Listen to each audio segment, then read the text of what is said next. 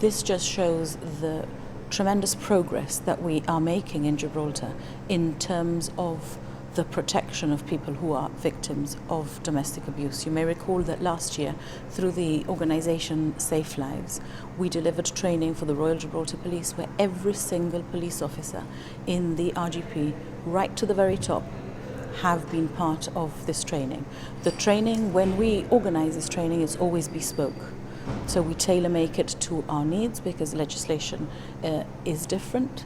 But as you will know, on the basis of the bill that has been published, we are moving towards introducing additional offences of domestic abuse to include coercive control as well as other protection measures. So everything that we're doing through the strategic coordinating group with a focus on domestic abuse means that all the agencies that need to either enforce, protect or provide any kind of support, such as therapeutic support, are very much connected and will refer to each other when it's appropriate.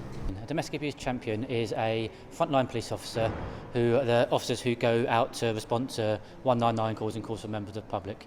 They're initially trained for domestic abuse within their initial training. However, a year ago today we set up the domestic abuse team, which I run, and from that we now have domestic abuse champions, which we started 6 months ago, and we had the second session yesterday.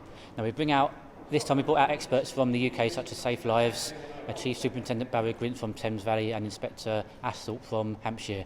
They give their own input on the way the UK are tackling domestic abuse, and then we can feed back that to Gibraltar and make it work for us as well.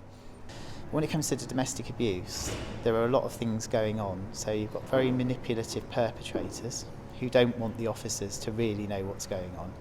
And you get victims who might be in real fear of their life. And part of the management of that situation is not to tell the officers everything that's going on, because they know that later on when that perpetrator comes home, they will be punished for breaking the rules. So it's very difficult. What our programme does is it encourages officers to look a little bit differently beyond the victim, so not rely on the victim giving a statement, but to use their investigative mindset and see all of that other stuff that's going on. So not to blame the victim for not leaving because they're in fear and they can't, but to say to the perpetrator, why don't you just stop what you're doing? Because if you stopped what you're doing, victim wouldn't have to leave, wouldn't have to go to refuge, children wouldn't be affected, and the police obviously have the powers to make that perpetrator stop and to hold them accountable in the courts.